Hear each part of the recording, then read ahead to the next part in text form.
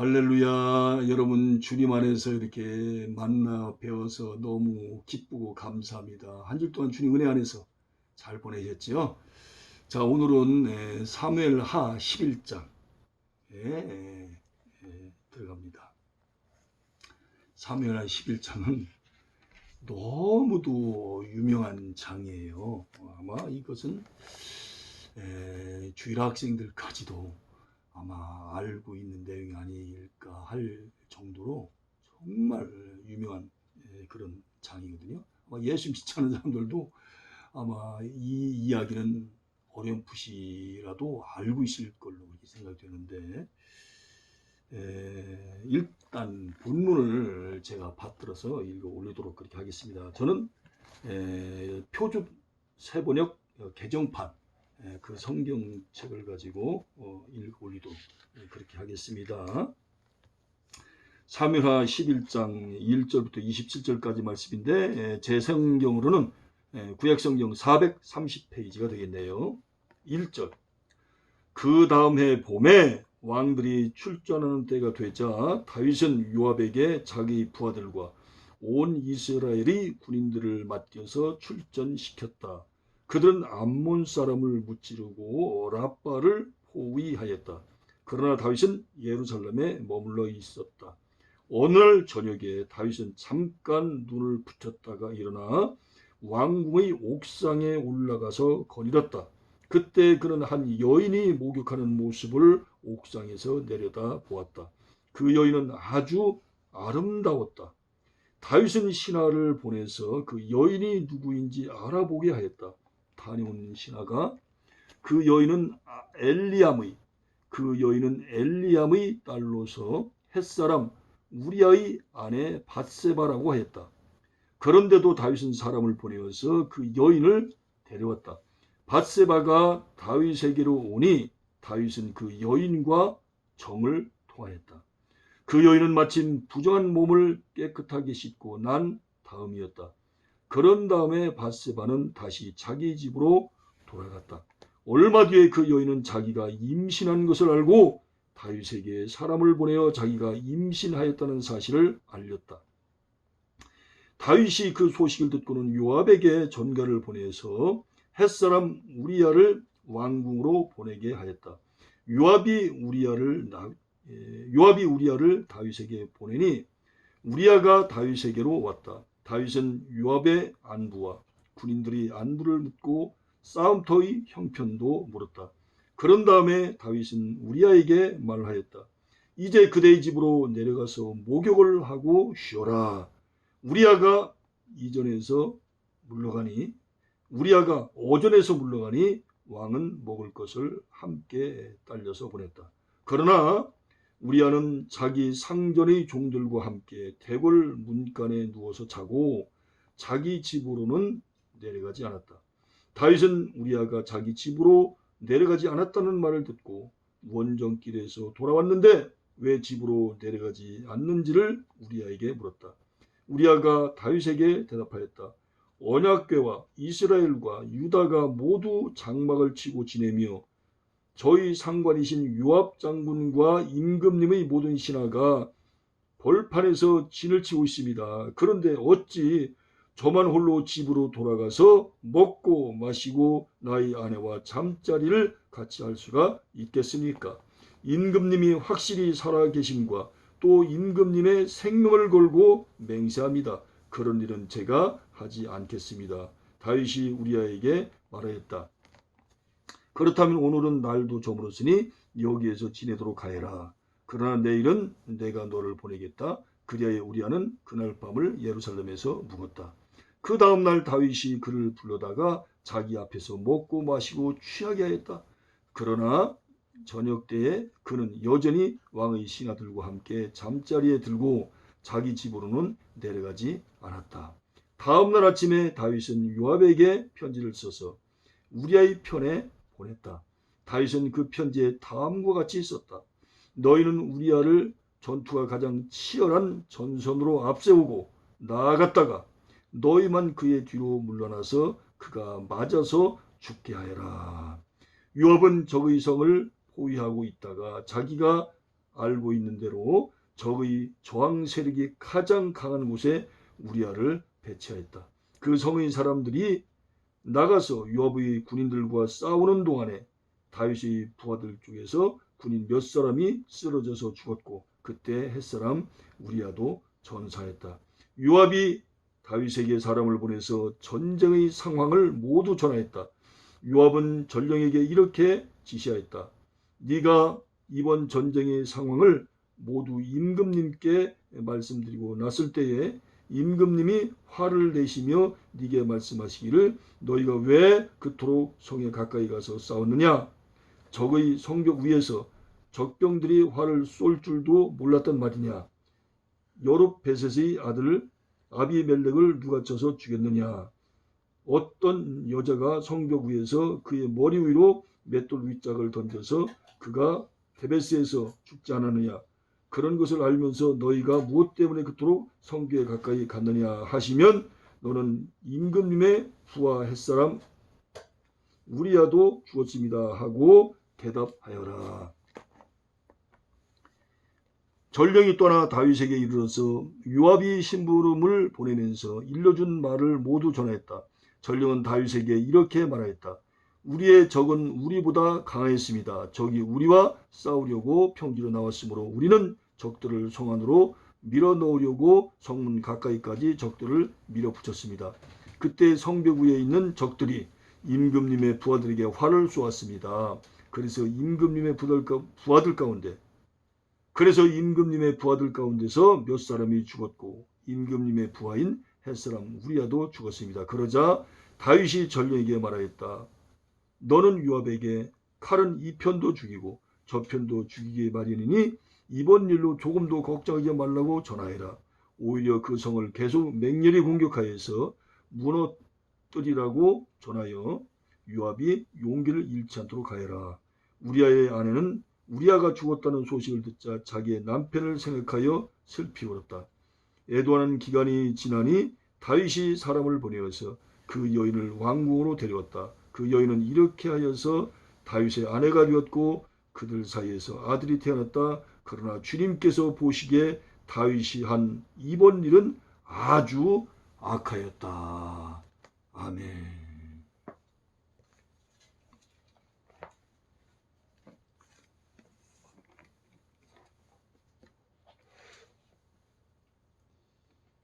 이 사무엘하 11장은 다윗이 밧세바와 정을 통한 사건입니다. 간통 사건이죠. 사람이 살다 보면 밝은 면도 있고 어두운 면도 있는데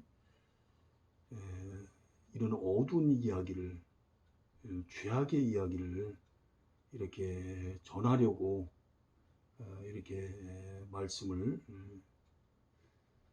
참 잡으니까 마음이 정말 무겁고 착잡하고 마음이 좀 고통스럽습니다. 이 간통하는 현장을 하나님께서 보실 때 하나님이 얼굴을 돌리시지 아니하셨을까 하는 생각조차도 듭니다. 사실 그 다윗이 아내가 여럿이 있잖아요. 그리고 지금 상황이 전쟁 상황이잖아요. 해가 바뀌었다고 나와 있거든요.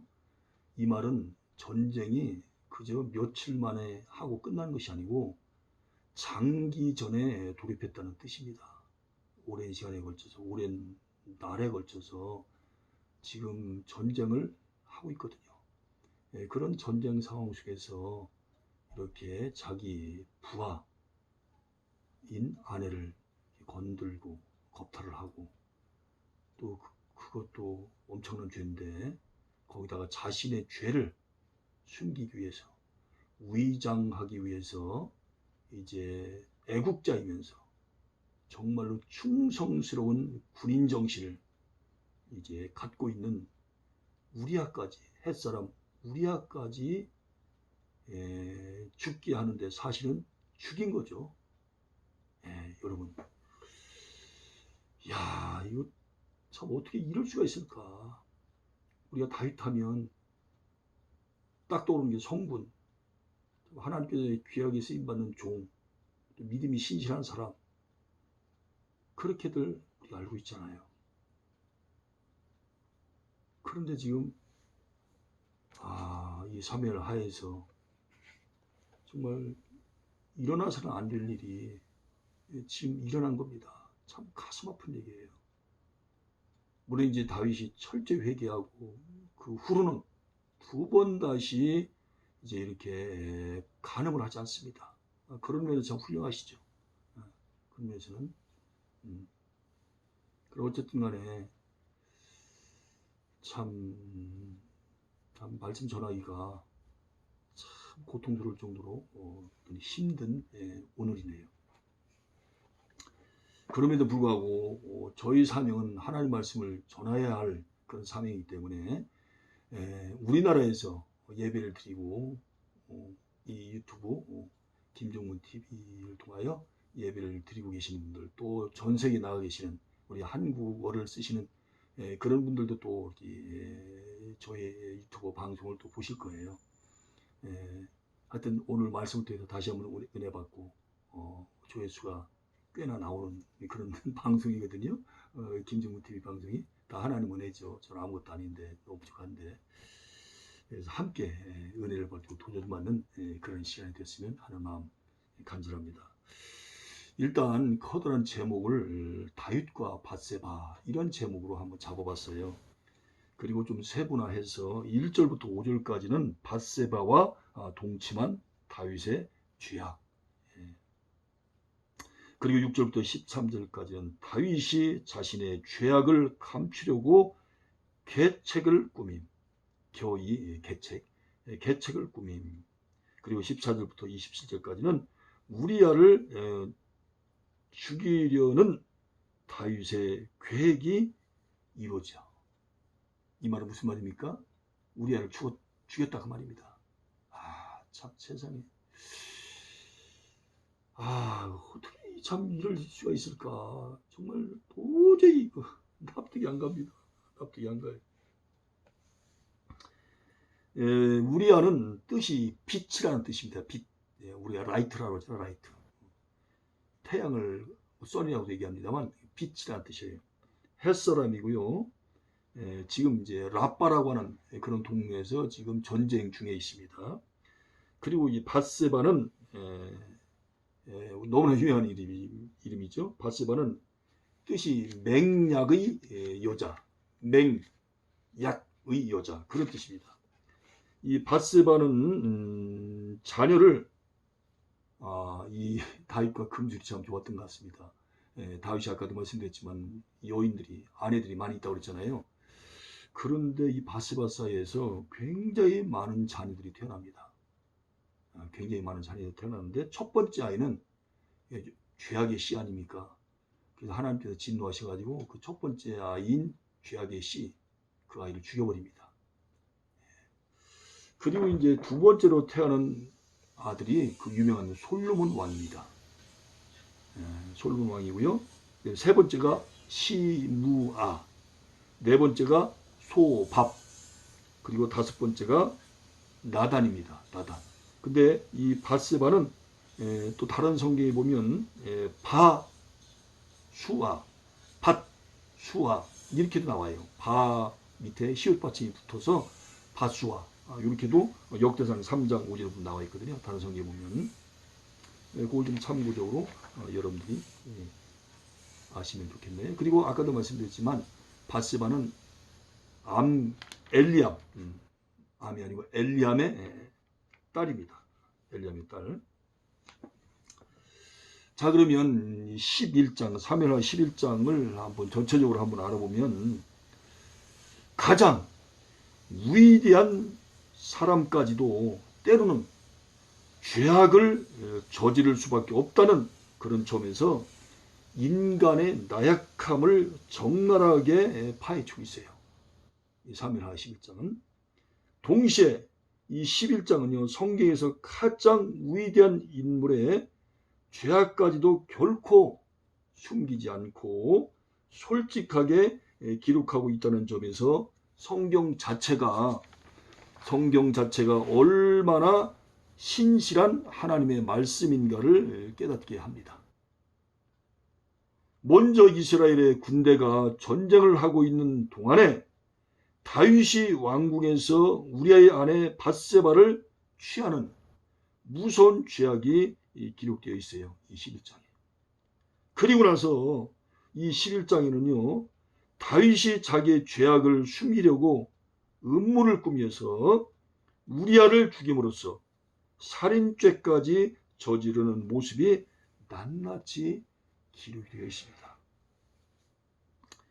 우리는 본장에 나타난 다윗의 죄악을 통하여 다윗을 비난하기에 앞서서 우리 자신의 죄악을 깨닫고 하나님 앞에 고백할 수 있는 겸손과 용기의 신앙인들이 되어야 될 거예요. 우리도 모든 사람이 죄를 범했으며 하나님의 영광에 이르지 못하더니 의는 없나니 하나도 없다고 말씀하신 그 하나님 우리가 믿고 있지 않습니까? 그리고 우리가 여전히 물과 성령 거듭나서 중생했지만 하나님 아들딸이 됐지만 우리 안에 죄성 그대로 있습니다. 그리고 연약함 그대로 있어요. 누구라도 다 넘어질 수가 있습니다. 나는 안 넘어질 것이라고요? 그렇게 장담하는 사람이 제일 먼저 넘어질 수도 있어요. 절대로 모든 피조물인 인간은 하나님 앞에서 사람 앞에서 큰 소리를 칠 수 없습니다. 어느 순간에 틈이 생기면 그냥 사탄이 들어오거든요. 이 음란 마귀가, 사탄 마귀가.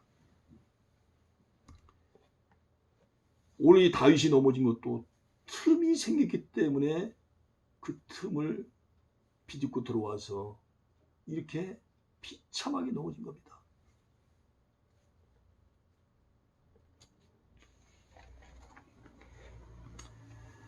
자, 그러면 다윗이 범죄할 때의 그런 상황들을 하나하나 한번 살펴보도록 그렇게 하겠습니다. 1절을 중심으로 해서 이 사무엘하 11장은 10장에서 있었던 암몬 족속과의 전투가 해가 돌아와서 즉 겨울이 지나고 봄이 되어 계속되는 상황을 보여주고 있거든요.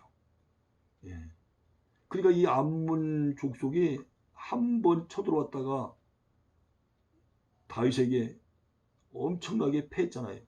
근데 얘들이 다시 또 연합을 해가지고 또 한 번 쳐들어온 거예요.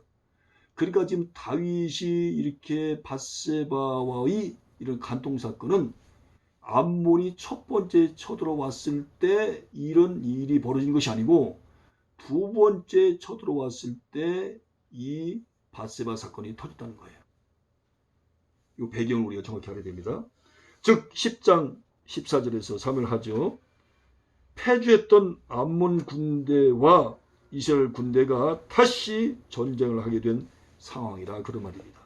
그런데 이와 같이 긴박한 상황에서 다윗이 범죄하게 된 중요한 원인은 왕들이 출전할 때가 되었으나 다윗이 출전하지 않고 요압과 그 신복과 온 이스라엘 군대만 보내고 자기는 예루살렘에 그대로 남아 있은 데에서 찾아볼 수가 있어요. 왕들도 전쟁에 나가야 되거든요. 근데 지금이 바로 왕들이 전쟁에 나갈 때예요. 근데 전쟁에 안 나가고 예루살렘에 있는 거예요. 근데 전쟁이 일어나는 장소가 어디라고요? 라빠라고 그랬잖아요. 예루살렘에 있지 말고 라빠에 있어야 되는데, 다시 말하면 왕으로서의 일을, 왕으로서의 사명을 감당을 해야 되는데 그 일을 안 한 겁니다. 누가? 다윗이. 직무유기죠, 직무유기. 오늘날로 말하면 쉽게 얘기하면 직무유기를 한 겁니다.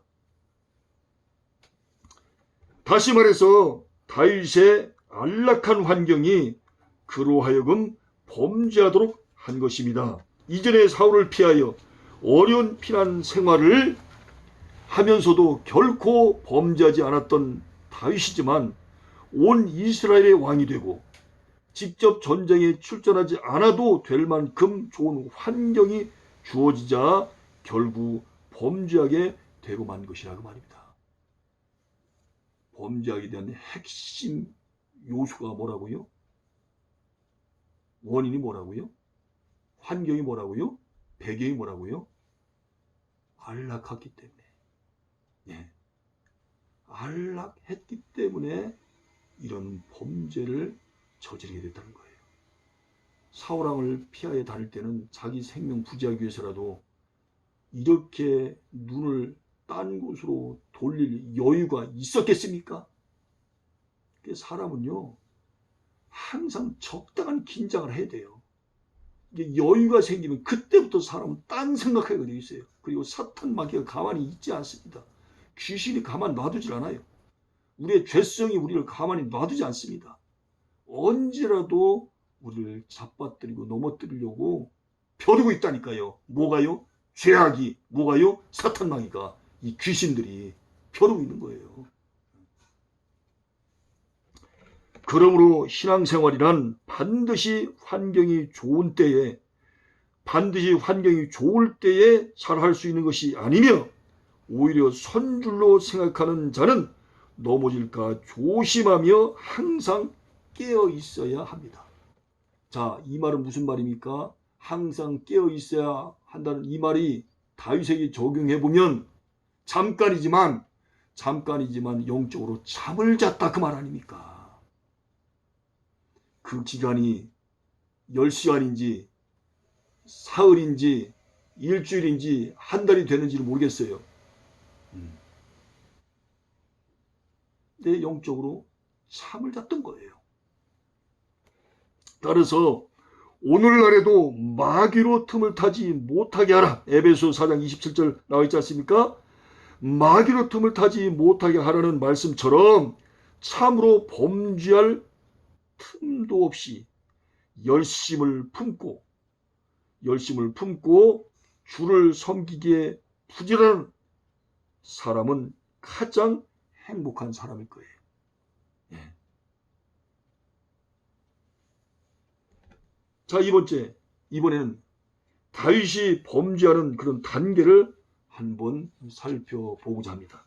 2절에서부터 5절까지 있는 말씀인데요. 그 말씀 중심으로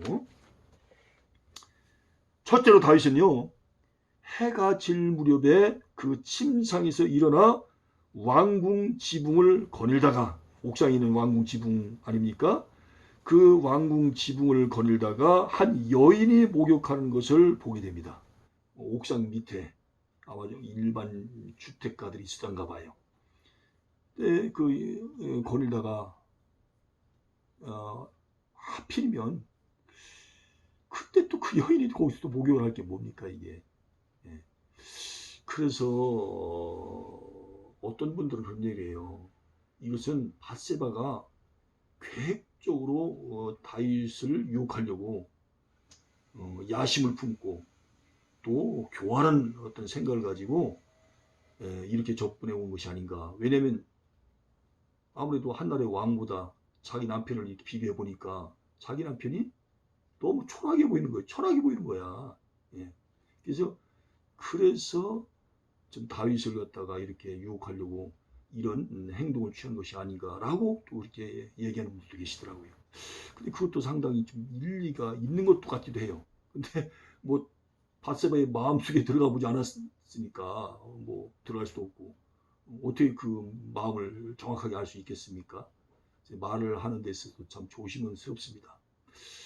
그리고 다윗도 그래요. 무조건 그 주택가에서, 옥상 밑에 있는 주택가에서 밧세바가 처녀도 아니잖아요. 유부녀잖아요. 더구나 자기 부하의 아내 아니니까 나중에 알아봤잖아요. 그래서 부하가 우리아라고 하니까 이제 알았잖아요. 그런데도 이렇게 거파를 한 걸 보면 참 그것도 참 이해가 안 가요. 근데 이제 성경에 보면 굉장히 아름다웠다. 굉장히 미인이다. 이제 그런 내용이 나오는데 아무리 남자들이 시각에 약하다 할지라도 저 그렇게 쉽게 물론 시험은 안 했겠죠. 고민했겠죠. 그 이런 범죄를 저지르는가 참 이해가 쉽지 않습니다.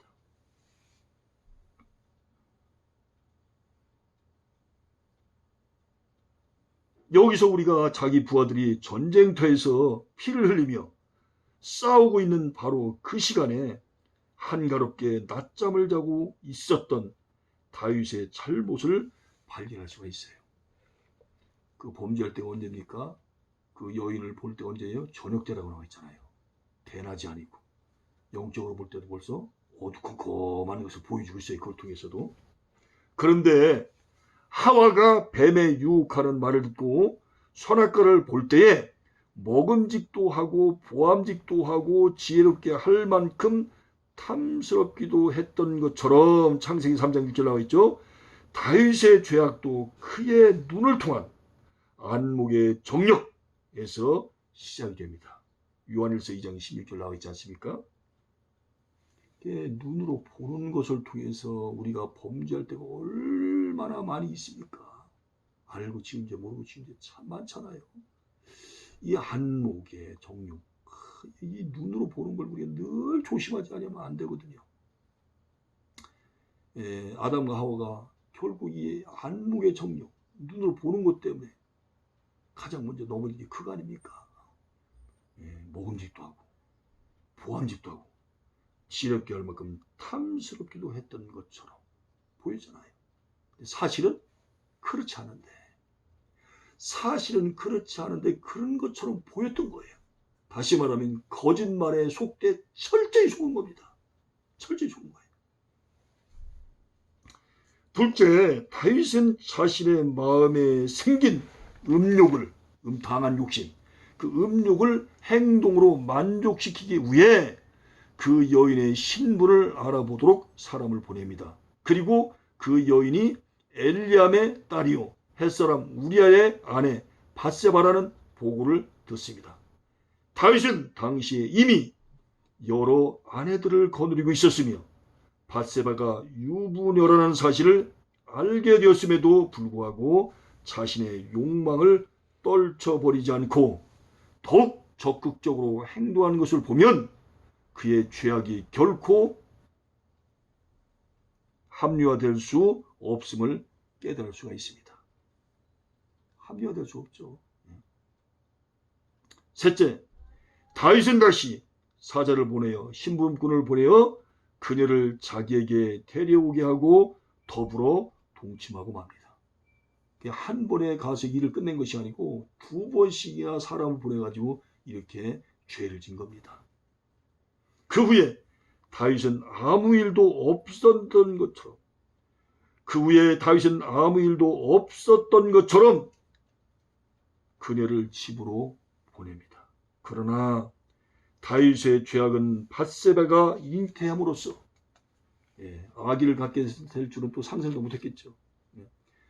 밧세바와 동침케 함으로써 그녀의 잉태가 다윗 자신과 상관이 없는 것처럼 위장하려는 것이 었습니다. 이것이 그 부분 좀 빼야 되겠네요. 잘못 전해졌네요. 그러나 다윗의 죄악은 밧세바가 잉태함으로써 결코 돌이킬 수 없는 상황으로 돌입을 합니다. 이와 같이 죄악은 인간의 마음속에서 떠오르는 작은 생각에서 시작하지만 그 결과는 너무도 엄청난 사망을 초래하게 됩니다. 여러분, 인간들이 왜 이 유혹에 넘어가는 겁니까? 다 좋아 보여요. 지혜롭게 될 것 같아요. 내가 굉장한 존재가 될 것 같아요. 나에게 굉장한 플러스가 될 것 같아요. 유익이 될 것 같아요. 그러니까 범죄를 저지르는 거예요. 그걸 사탄이가 노리는 겁니다. 그리고 그 범죄를 저지르고 난 후에 하나님께서 얼마나 슬퍼하시고 하나님께서 얼마나 마음 아파하시고 하나님께서 얼마나 고통스러워하시며 그리고 그 죄에 대한 징계, 심판 거기에 대해서는 일절 원수마귀 사탄이 얘기를 안 해주거든요. 그걸 얘기해 줄 것 같으면 인간이 죄를 짓겠습니까? 다 좋게만 보이도록 하는 거예요. 잘 될 것이라고 같은 생각을 자꾸 집어넣어 주는 거예요. 그리고 너가 굉장히 잘 될 거야. 너의 인생이 굉장히 플러스가 될 거야. 너의 인생이 굉장히 유익이 될 거야. 라고 달콤하게 계속 유혹을 하는 거예요. 근데 처음에는 그럴까? 하다가 계속 자꾸 안목의 정육에 점점 깊이 빠져들어가면 정말 그럴 것도 같네? 정말 그렇게 될 것 같은데? 그럴 거야. 그래서 애따 모르겠다. 덥석 물어버리자. 그래가지고 선악과를 물은 거예요. 그리고 먹은 거예요. 우리 주위에는 수없이 많은 선악과가 있습니다. 수도 없이 우리 그 선악과를 통해 우리를 유혹하는 거예요. 때로는 그 선악과가 돌이 될 수도 있어요. 명예가 될 수도 있어요. 지식이 될 수도 있어요. 여러분, 자기 경험이 될 수도 있어요. 여자가 될 수도 있고 남자가 될 수도 있고 권력이 될 수도 있어요. 우리 주위에 얼마나 많은 선악과들인지 몰라요. 그러면서 계속해서 우리에게 보암직도 하고 지혜롭고도 할 만큼 탐스럽기도 할 만큼 보이도록 그렇게 계속해서 우리를 꼬십니다. 네. 그런데 이 엄청난 사망이 어디로부터 왔다고요? 작은 생각으로부터 왔다는 거예요. 이 작은 게 문제입니다. 작은 게. 그 별것도 아니야. 아니 술 한 잔 먹으면 됐지. 뭐 두 잔까지 먹을 필요 없어. 그냥 한 잔, 딱 한 잔. 근데 그 한 잔이 시간 지나고 나면 10잔. 그것이 또 10병. 한 말, 한 병, 두 병. 이렇게 되는 거예요. 그 하나가 문제라니까, 하나가. 이게 문제예요. 이게. 그러니까 요셉처럼 애굽의 국무총리 됐던 요셉처럼요. 무조건 도망가야 됩니다. 도망가야 돼요. 그게 사는 길입니다. 결국 우리는 여기에서 안목의 정욕이 그 누구도 굴복시키거나 이길 수 없었던 하나님의 종 다윗까지도 유혹하여 넘어뜨린 것을 보면서 인간의 나약함과 죄악의 심각성을 깨달아야 할 것입니다. 그래요. 여러분, 다윗이 암몬을 안 이겼습니까? 모압을 안 이겼습니까? 블레셋을 안 이겼습니까? 눈에 보이는 군인들은 다 죽였어요. 그 대적들은요. 근데 눈에 보이지 않는 이 음란한 생각, 음란한 마음, 그리고 눈에 보이지 않는 이 사탄 마귀, 눈에 보이지 않는 이 귀신들, 이것들한테 그 전쟁에서 백전백승했던 이 다윗이 넘어지는 걸 보라니까요. 지는 것을 보라니까요. 패하는 것을 보라니까요. 여러분,